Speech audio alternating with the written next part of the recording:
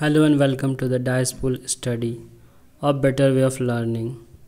आज हम लोग इस वीडियो में बात करने जा रहे हैं बीएसएनएल, जो कि एक लॉस मेकिंग कंपनी है, लेकिन भी उसको अभी रिवाइवल पैकेज मिला है। तो बीएसएनएल को रिवाइव क्यों किया जा रहा है, काफ़ी कुछ इस वीडियो में बात करने वाले हैं। पहले देख लेते हैं कि बीएसएनएल जो है न्यूज़ में क्यों बना हुआ है। तो जो रिसेंटली है, जो गवर्नमेंट ने 1.64 लाख करोड़ का बूस्टर शॉट दिया है स्टेट ओन कंपनी बीएसएनएल यानी कि भारत संचार निगम लिमिटेड को। इससे क्या होगा, जो बीएसएनएल को है अपग्रेड करने की बात की जा रही है। जितने भी ऑपरेटर्स हैं उसको 4G नेटवर्क से ऑपरेट किया जाएगा। अभी इंडिया में 5G की बात चल रही है, लेकिन जो है बीएसएनएल अभी भी 4G पे टिका हुआ है। तो ये एक मेजर डिसएडवांटेज है बीएसएनएल के लिए भी, और जो है इसको रिवाइवल करने के पीछे भी। और आगे बात करें तो जो 4 ईयर टर्न ऑन प्लान था, जिसमें कि cash and non cash component शामिल हैं, यानी कि जो बीएसएनएल का जो रिवाइवल पैकेज है वो 4 साल तक चलेगा, जिसमें कि कुछ कैश यानी कैश में इन्वेस्ट किया जाएगा और कुछ इक्विपमेंट्स वगैरह में इन्वेस्ट किया जाएगा। कुछ नॉन कैश कंपोनेंट्स भी होंगे। आगे बात करें तो हम लोग बीएसएनएल भारत संचार निगम लिमिटेड, ये जो कंपनी है ये 2000 में बनी थी एक कंपनी के रूप में, जिसका मेजर काम था कि जितने भी टेलीफोन कनेक्टिविटी है सेंट्रल गवर्नमेंट्स के या फिर डिपार्टमेंट ऑफ टेलीकॉम सर्विसेज को ऑपरेट करना, मैनेज करना। ये 2000 में बनी थी भारत संचार निगम लिमिटेड।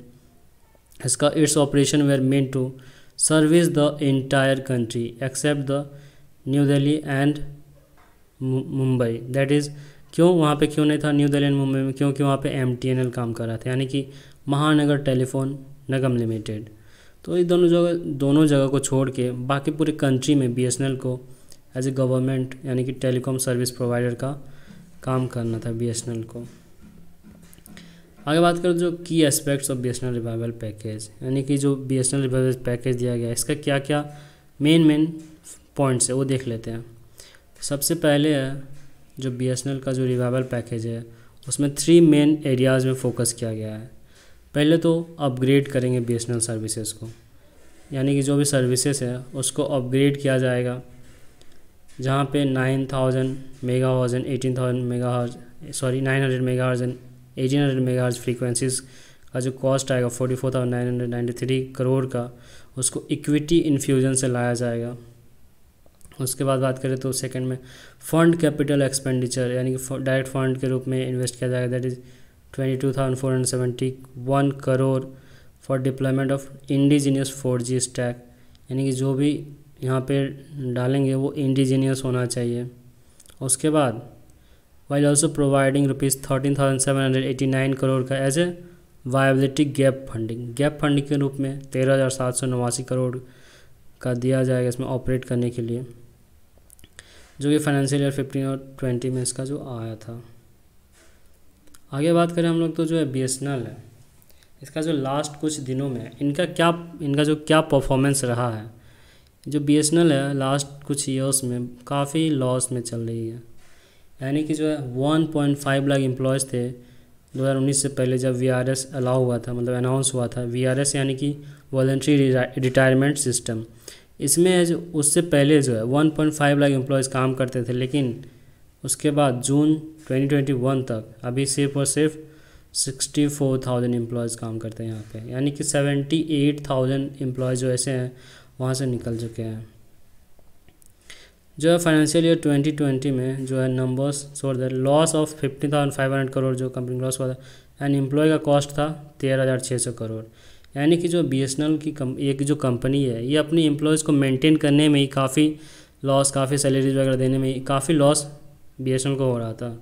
तो इसके चलते ये एक्सपेंशन नहीं कर पा रही थी, या फिर जो इनके जो बाकी का खर्चा है वो नहीं देख पा रही थी, इसीलिए जो बीएसएनएल एक लॉस में जा रही थी। और बात करें जो है बीएसएनएल है, यानी कि 50% जो रिवेन्यू बीएसएनएल का आ रहा था वो है, मतलब कि एम्प्लॉयज़ में ही खर्च हो जा रहा था, ये फाइनेंशियल ईयर 16 तक। लेकिन जब 20 तक की बात करें, यानी कि 21 तक की बात करें, तो अभी भी जो है 36%, 21 तक 36% जो है अपना एम्प्लॉयज़ में ही रिवेन्यू डाल रहा है, अपना एम्प्लॉयज़ को ही सैलरीज वगैरह देने में खर्चा कर रहा है। जहाँ की कंपटीटर्स की बात करें तो जैसे कि भारती एयरटेल हो गया, तो वो क्या करता है, ओनली 4% फाइनेंशियल ईयर 2021 एंड 2022 में जो भारती एयरटेल है वो सिर्फ और सिर्फ 4% ही अपने एम्प्लॉयज़ में खर्चा करता है। यानी कि बाकी जो एक्सपेंसेस करता है वो जो है एक्सपेंसन हो गया, यानी कि टावर्स, यानी कि जितने ब्रॉडबैंड कनेक्टिविटी, टेक्नोलॉजी, रिसर्च वगैरह इम्प्रूव करने में बाकी कंपटीटर्स ध्यान देते हैं। लेकिन जो BSNL अभी भी 36% अपने एम्प्लॉयज़ को ही सैलरीज वगैरह देने में इन्वेस्ट करता है। तो इसीलिए BSNL का लॉस मेकिंग होने के पीछे काफ़ी बड़ा फैक्टर ये भी रहा है। आगे बात करें तो क्या ऐसा हो गया था, what went wrong with BSNL, जिसके चलते एक प्रॉफिटेबल कंपनी इनिशियल डिकेट्स में, यानी कि सबसे पहले जब BSNL आया था तब एक प्रॉफिटेबल चल रहा था, लेकिन ऐसा क्या हो गया कि ये लॉस में जाने लगा। तो 2014 में एक रिपोर्ट आया था, इंफॉर्मेशन टेक्नोलॉजी जो है स्टैंडिंग कमेटी जो इंफॉर्मेशन टेक्नोलॉजी था, वो 2014 में रिपोर्ट पेश किया था पार्लियामेंट में। उसमें बोला कि जो प्राइवेट ऑपरेटर्स यानी कि जो जितने भी प्राइवेट फर्म्स हैं वो 1990s में ही अपना telecom services, mobile services start कर चुके थे, लेकिन तो BSNL का एंट्री तो लेट से हुआ है। तो हम ऐसा नहीं बोल सकते कि जो लेट एंट्री लेते हैं वो थोड़ा लेट यानी कि लॉस सहते हैं। तो 2014 में ये बोला गया कि BSNL एक लेट कमर्स यानी कि लेट से आया है, तो इसके लिए उसको लॉस हो रहे हैं। उसके बाद बात करें तो लेकिन भी लॉस में तो अभी आया, लेकिन जो है लेट आने के बावजूद भी इनिशियल्स स्टार्टिंग में BSNL 2005-06 में एक प्रॉफिटेबल कंपनी थी, 2005-06 में भी, और जो है इसका एक्सपेंशन भी पूरा फुल स्विंग में चल रहा था। लेकिन जो है गड़बड़ी वहाँ से स्टार्ट होने लगी जहाँ पे प्रोक्यूरमेंट ऑफ इक्विपमेंट की बात होने लगी। तो प्रोक्यूरमेंट ऑफ इक्विपमेंट, क्या इशू था प्रोक्यूरिंग ऑफ इक्विपमेंट्स का, यानी कि जो 2020 में BSNL ने टेंडर निकाला 4G इक्विपमेंट्स प्रोक्यूरमेंट करने का। 4G इक्विपमेंट्स प्रोक्यूर करेगा तो 2020 में, और 2020 में तो जो पूरे वर्ल्ड लेवल में 6G की बात चल रही थी और इंडिया लेवल में तो 5G की बात चल रही थी। तो उस टाइम में 4G का टेंडर निकालना भी एक बहुत ही ख़राब डिसीजन था। उसके बावजूद भी निकाला गया, जिसमें से 9,000 करोड़ का कॉन्ट्रैक्ट हुआ कि 50,000 साइट्स अक्रॉस द कंट्री में एक्सपेंशन करेगी, internet, high speed internet users को प्रोवाइड करेगी। The project was seen as critical, इसको क्रिटिकली देखा गया क्योंकि 4G सर्विसेज को आए हुए भी 4 साल हो चुके थे।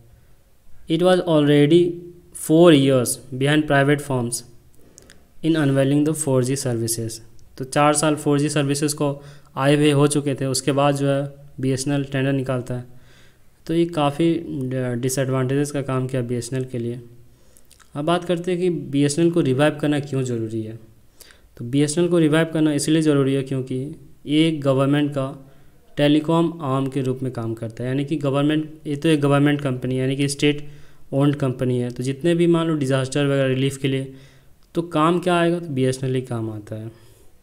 और भी जो है पूरे दूर दराज एरिया में, यानी कि जहाँ सर्विस नहीं प्रोवाइड करता कोई, वहाँ भी एक स्टेट ओन्ड कंपनी होने के नाते इनका फ़र्ज़ बनता है कि वहाँ भी सर्विस प्रोवाइड करे, यानी कि penetration in every nook and cranny of the country, हर जगह इनका एक्सपेंशन भी होना ज़रूरी है क्योंकि एक स्टेट ओन्ड कंपनी है। प्राइवेट सेक्टर्स को क्या है, प्राइवेट सेक्टर्स को नहीं फ़र्क पड़ता है कि कोई दूर दराज में उनका सर्विसेज पहुंच रहा है कि नहीं, उनको सिर्फ प्रॉफिट मोटिव दिखता है। तो BSNL को इसीलिए भी एक प्रॉफिट नहीं कर पाया क्योंकि वो सर्विसेज प्रोवाइड करता है। तो प्राइवेट सेक्टर्स जो होते हैं, private sectors can not be reasonably accepted to offer services in areas that is not profitable for them. उनके लिए जो प्रॉफिटेबल नहीं है वहाँ पे अपना नेटवर्क को एक्सपेंड नहीं करते हैं। और बात करें तो जो है गवर्नमेंट ने कुछ कहा था कि BSNL को must be supported to help in the development of indigenous technology. Indigenous technology को अगर इम्प्रूव करना है तो BSNL को भी इम्प्रूव करना पड़ेगा, क्योंकि जितना भी रिसर्च वगैरह हो सकते हैं तो BSNL से हो सकती है, यानी कि स्टेट ओन कंपनी होने के नाते जो इंडिजीनियस टेक्नोलॉजी है उसको भी डेवलप करने में मदद मिलेगी। और बात करें तो जो BSNL है क्या इसको प्रॉफिटेबल होना चाहिए, ये सिर्फ सर्विस प्रोवाइडर होना चाहिए। As a company service provider तो है ही, क्योंकि एक स्टेट ओन कंपनी है, लेकिन जो लॉजिकल है कोई भी कंपनी के पीछे, कंपनी जो है प्रॉफिटेबल होना चाहिए। ये तो बात है कि BSNL का जो मर्जर हुआ था भारत नेट BBNL के साथ, जो भारत नेट ऑप्टिकल फाइबर है, तो उसके बाद 5.8 लाख का किलोमीटर का जो है एसेट था, तो उसको कंबाइन करके 14 लाख किलोमीटर का ऑप्टिकल फाइबर का उसका एसेट्स हो गया। तो इसके लिए ये इम्पोर्टेंट भी होता है कि जो सोशली बैकवर्ड एरियाज़ हैं वहाँ पे भी जो है BSNL सर्विस प्रोवाइड करे। और साथ ही साथ एक कंपनी होने का नाते इसका जो प्रॉफिट है ये भी प्रॉफिटेबल होना चाहिए कंपनी। तो है 2 डिकेड से जो है BSNL अभी लॉस में चल रहा है। स्टार्टिंग में तो चलो प्रॉफिट कर रहा था, प्रॉफिटेबल भी था, लेकिन जो है 2 डिकेड से लॉस में चल रहा है। उसके बावजूद भी जो है अभी 90 मतलब अभी जो रिवाइवल पैकेज दिया गया 4G के लिए दिया गया, यानी कि जो BSNL 4G को इम्प्रूव करेगा। लेकिन अभी जो कंट्री में क्या बात चल रही है, 5G स्पेक्ट्रम का जो ऑक्शनिंग था अभी रिसेंटली ख़त्म हुआ, जिसमें कि जियो सबसे ऊपर बिड लेके गया है। और अभी जो है 98% इंडिया में 4G कवरेज हो चुका है। उसके बाद भी जो है BSNL को 4G के लिए इम्प्रूव किया जा रहा है। होप करते हैं कि आगे जाके इसको 5G में कन्वर्ट किया जाएगा, 5G में इम्प्रूव किया जाएगा और बेटर कनेक्टिविटी, बेटर सर्विसेज के साथ BSNL आएगा। और इस वीडियो में हम लोग इतना ही बात करेंगे कि BSNL को कैसे इम्प्रूव किया गया। मिलते हैं नेक्स्ट वीडियो में, तब तक के लिए जय हिंद।